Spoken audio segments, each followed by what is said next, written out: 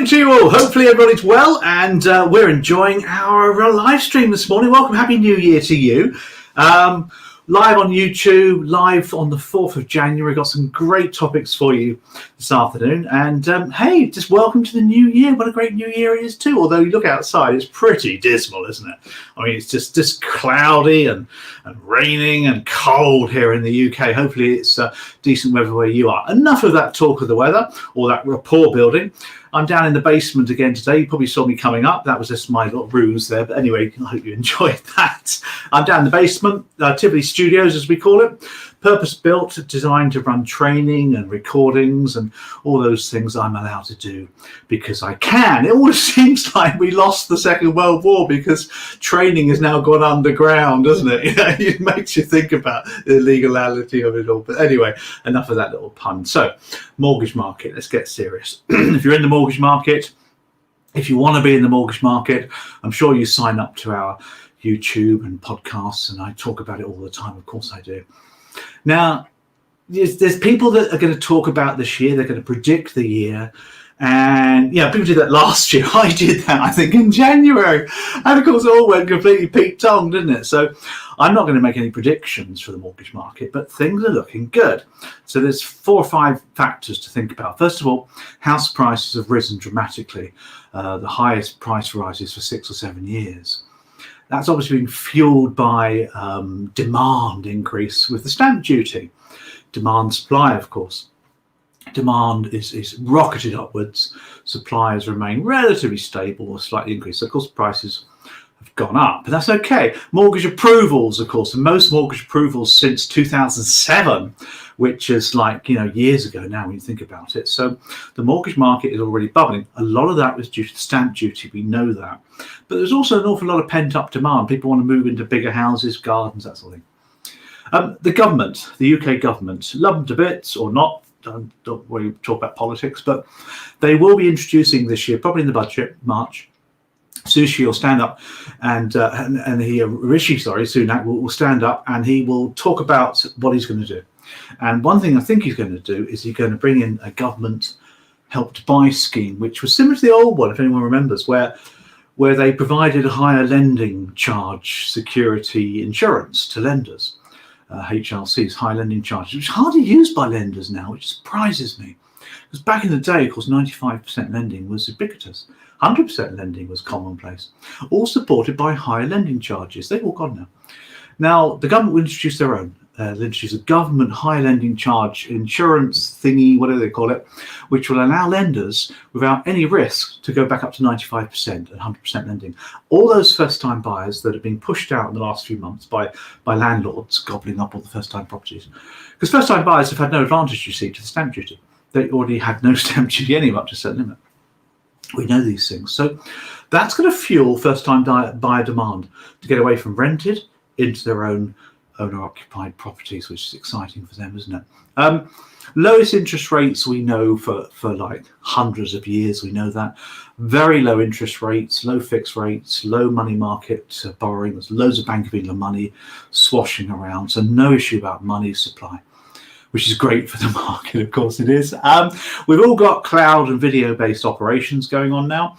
And most lenders, most brokers are in the cloud, and obviously their data's in the cloud. They're all on systems and things, cloud-based work, plus video or remote working, call it what you like.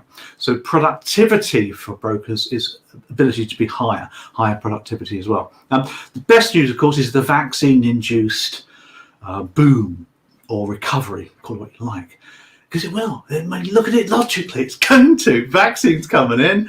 We've got the Oxford one now. I was watching a program the other day. This lady has been into it. Oh, I like the Oxford one. She said. I thought that was lovely. I don't want the German one. She said, I want the Oxford one, which made me laugh. But the fact is, we will have that by the summer, which will induce a recovery because there's just massive drops in GDP. That will go up. Of course, it will increase. New businesses, new ideas, new spectrums to explore as well. So that's going to help in the mortgage market as well. Now, the big struggle, though, is the supply side. Now, in all industries, you have a demand and supply side. Now, demand I've just talked about. Supply side, there is a lack of brokers in the marketplace. There is. There's a lack of people able to give mortgage advice. The lenders are all pulled out now. They don't have any lending schemes anymore. They don't have any advisor populations anymore. They don't want to be lending. They don't want to be advising. They'll lend, but they want to be advising. They're looking at automated methods, artificial intelligence to do that in the future, and they're pumping millions into it. I've talked about it before. Meanwhile, of course, you've got the broker community who are relied upon totally now by lenders to lend money. And it's the broker community that's lacking. We need more of them. There's many opportunities for you, so this year's your chance. So talk to us if you want some help. Remember, we don't just train you on mortgages. We help you to become an advisor. We talk to you about sales skills, about advisory skills, about how to set up a business, how to prospect for business, how to get your motivation going. We talk about all sorts of things. Passing exams is just the easy part, if I'm honest with you, as long as you've got good support. And we do it online for you. Classroom training is a thing of Victorian past. You don't want one of those anymore. You don't need to go in with other people to learn. That's Victorian notions in school. No, we do it online with video. You know how it works. And we're boosting the YouTube channel this year to have even more for you as well. So lots more opportunities. So really enjoyable and good year for you, really, thinking about it. I'm looking forward to working with as many people as I can this year to help you become a mortgage advisor. I'm kind of giving back, helping out you to do that. I'm going to do it all here from Tivoli Studios because we can nowadays, because it's technology and I love it. Hope you do too. And enough of that. Let's get on to a topic. Let's get on to a topic for you to enjoy. We might actually talk a bit longer today, actually. I don't know, see how we go on. I mean, people's attention spans are pretty low, aren't they? But we might talk on for a few more minutes in this live stream as well for you, so hope you enjoy it. So let's get on to favourite topic of mine. And I'm calling this one, How to Preempt Protection Objections. So let's put a title up for you. How to preempt, so I'm talking here about preempting, how to preempt protection, in other words, life assurance. There you go. Selling objections. There you go. That's what we're talking about today. Now you might think, oh my God, well, that's not for me. No, I don't do selling. But the plain fact is that life assurance, protection, income insurance, whatever you want to call it, is sold, it's never bought. Now I was told that years ago when I worked at the Pru and Black Horse back in the 80s and 90s as a salesperson, as a life assurance salesperson. I was a mortgage salesperson, but we sold life assurance endowments to make our money. Mortgages didn't pay anything in those days. Now I had to sell life insurance, of course I did, and I didn't think twice about it. I knew it had to be sold. I only sold to people that needed it. Crikey, if you have a mortgage, you need life insurance. The two go together. So I never really worried about that until now, when advisors are looking to advise on protection. And they say to me, look, Paul, I'm an advisor. I say, I know you're an advisor, but you're still having to sell protection. Protection is sold, not bought. You can have to sell it. Oh, I don't do that, they say to me. I said, well, you need to. Oh, no, I don't do that. I'm an advisor. I advise, and people will accept my advice. And it's true. I get all of that. But it's a play on words. And you need to get over that. If you want to be selling protection successfully, then you need to get over that. You've got to get rid of that horrified look on your face when I tell you have to sell. But if you truly believe that the customer has a need for protection, be that life, income, whatever, then you need to sell it. And that's your duty. That's your obligation in order to encourage the customer to buy it. Now, selling's not a dirty word. We know that. Selling is about servicing people's needs. So let's talk about how you do that. Now, the big problem we've got is that traditionally we did the explore the needs, presenting, close, objection handling, which is not really the way we should do it nowadays. What we should do is think about the reasons why people will say no to life assurance selling, and then build that into your sales process to get rid of the no's as you go. And it's that simple, really. And we call it preempting objections, which I call it preempting protection selling objection. Now, let's take a look at this then, because when you boil it down, put it in the soup and boil it down to its basis, sort of jus or sauce or whatever, there are only 4 objections. So let's talk about those 4 objections, shall we? There are only 4 objections. For anything, by the way, protection is particular. The first objection is money. There's your pound note, or lack of it. That's the first objection. Makes sense, think about it. The second objection is time. Let's just draw a sort of stopwatch here, shall we? There's my stopwatch. time. The third objection, slightly difficult one for me to draw, is it won't work. So let's just draw sort of a lamppost there, and we'll draw a car, shall we, crashing into a lamppost.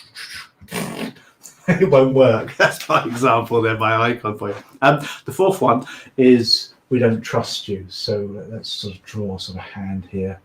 Let's draw sort of a hand sort of holding onto each other. So we'll have the thumb there, and we'll have that there, and then we'll have some fingers there, and we'll have the other hand coming in here, and we'll go that one there, and we'll have a little sort of hand going around here like that. It'll do. There's my hand. It's not particularly good, but I think you get the gist of it.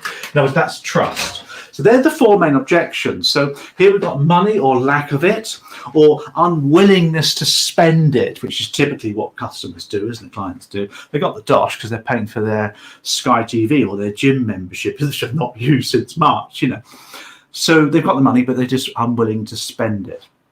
Time, they haven't got time right now. They're probably buying a house or remortgaging or whatever. They want to get that done and dusted. So it's not the right time to talk about it right now. It won't work. In other words, they don't think they need it. They don't think they need life assurance. It's going to cost too much money, and they don't think they need it. And the last one, they don't trust you. Now, they're not going to tell you these things. These are collective terms for different types of objections that people have. So you've got to be aware of that. So how do we get around them? Let's take each one in its bit by bit and see what we can do. Now, money side of things.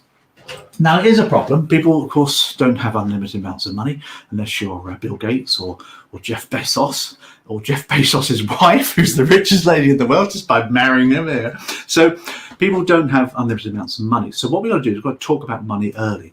We've got to talk about budgets earlier in the process. We've got to talk about money that's allocated towards protection. We've got to get the conversation going. We've got to talk about diverting money to protection. No exact figures at that point, very early. We've got to talk about it. And you've got to talk about it early as well. Now, insightful advisors have a single budget, which they amalgamate the mortgage budget with the protection budget. They make it like a mortgage package budget. Call it what you like. Good ones do that. Research them, talk to them all the time. That's what I used to do as well. So when you're talking about the mortgage budget early on, affordability, call it what you like, you want to throw in a few extra pounds in order to cover the protection side and have it as one. That's the first thing you need to talk about. Talk about that early. That's the secret to that one. Second one is time. How do we cope with time? So I didn't get a pen for you. How do we deal with time? Well, what you need to do with the time side of things is you need to build in the conversation early, and you may get pushed back at that point, but you do need to sow the seed. You do need to sow the seed for protection early in the conversation, maybe before they found a house or the very first meeting.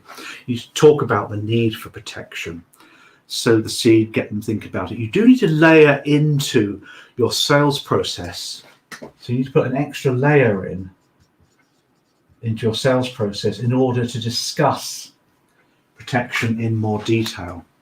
Now, many advisors do this during the mortgage fact find, although that tends to lengthen things out dramatically.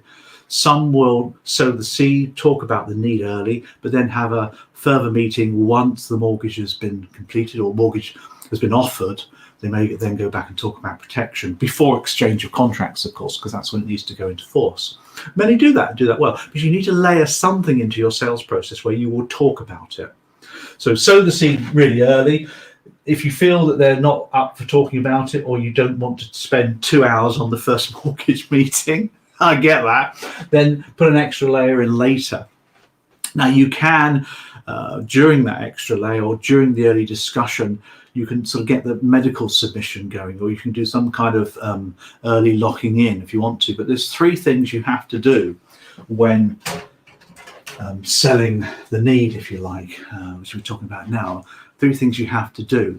First of all, you have to sow the seed. So let's sneak these down here, shall we? You have to sow the seed. That's number 1, which we talked about there. Number 2 is you must have a problem discussion. You must talk about the problem. And number 3, you've got to do some kind of locking in process, maybe a medical submission. Let's just sneak that one in there for you. There are the 3 things you've got to do during the time available, and I'll talk about those more in a second or two. Make sense? Happy with that so far? Let's get on to the won't work then. Now, the thing about the won't work is you've got to spend some time sowing the seed, talking about the problem. And you've got to do it in a coachy way. So you've got to become a coach. Now, for those of you that do any coaching, I don't know if you do coaching. Coaching in its name, in its intrinsic way, is pulling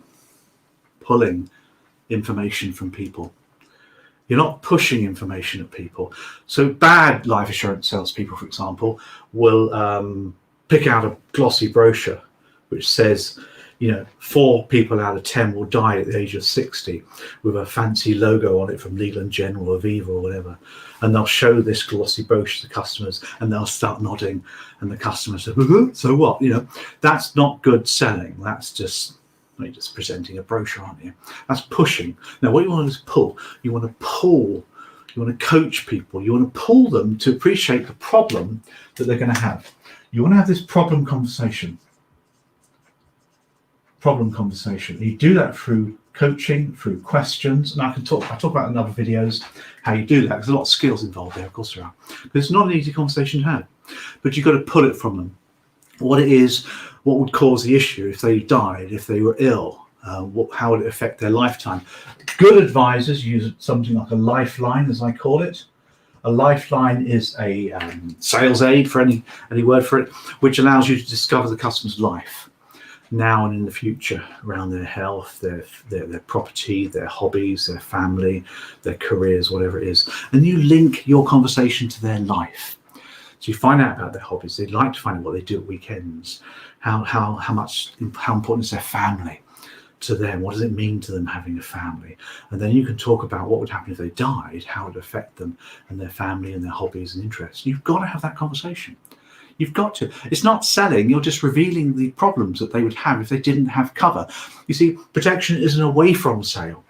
There's 2 types of sales. There's away from and towards. When you buy protection, if you buy it, if you sell it to somebody, it's an away from sale. You've got to get away from problems that not having the product causes. And that's the key to the whole thing. Not difficult to do. You have to get skilled. You have to get good at it. But you have to become a coach. Now, the last one for you, I'll put a different colour pen for you to give it a nice little clear sort of image on the whiteboard. There we go. Do you like that idea? Is the don't trust. Now, people aren't going to say to you that they don't trust you, but they'll say, okay, yeah, I see what you're saying, Paul. We'll let you know. And that night they'll go online, go compare the Meerkat or whatever it is, and they'll buy it online. And they'll buy the cheapest insurance with all sorts of horrible features in it and excesses and horrible things. No trusts built in at all, because they think it's half the price that you talked about. Now, there is some complexity with insurance these days, with protection, of course there is. And they need your advice around it. Of course you're going to earn a commission from it. Crikey, you've got to pay the bills. Don't be worried about that. But you see, they don't trust you. Now, if you want to get into trust, get into the 3 secrets to trust. I've talked about that before in other videos. You've got to build trust with people.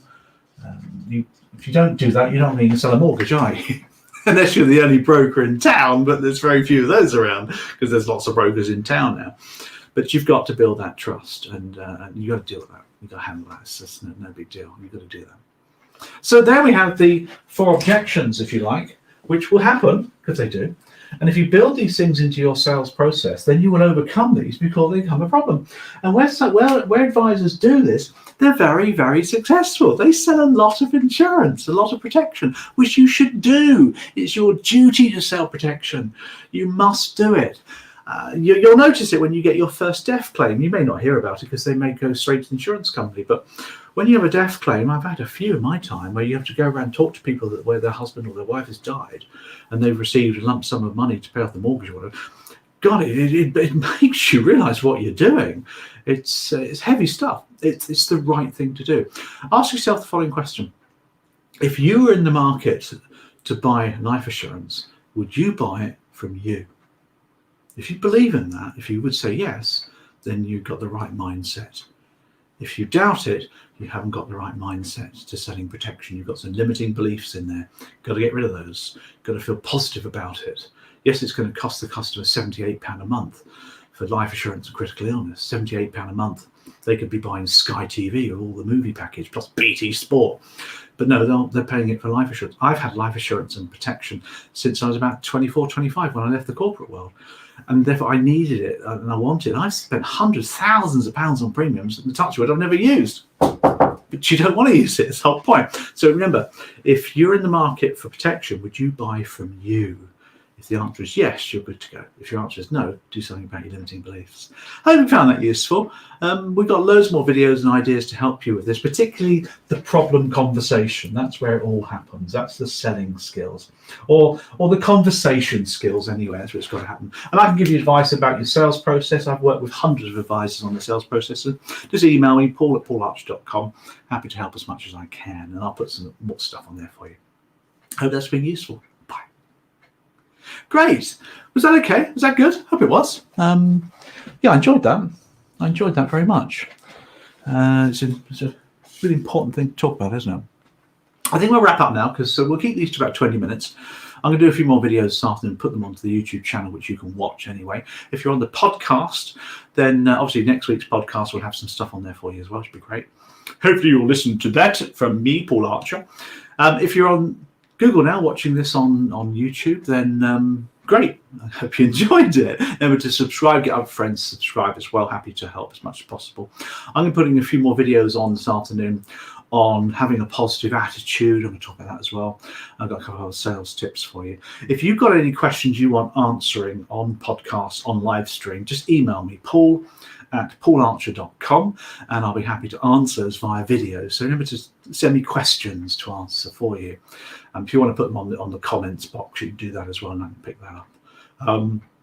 LinkedIn is good as well. www.paularcher.uk is my LinkedIn profile. But please tell me where you found me. Don't just sort of, please connect. Tell me where you found me. I'll be happy to connect with you. Got lots more stuff on LinkedIn as well. Other than that, have a great new year. Get yourself bubbled up, because there's so many people really down at the moment. I get all that, but get yourself bubbled up. It's a great sector to be in, a great industry to be in. You can make a difference, which is key to the whole thing. I'll see you next week. Bye.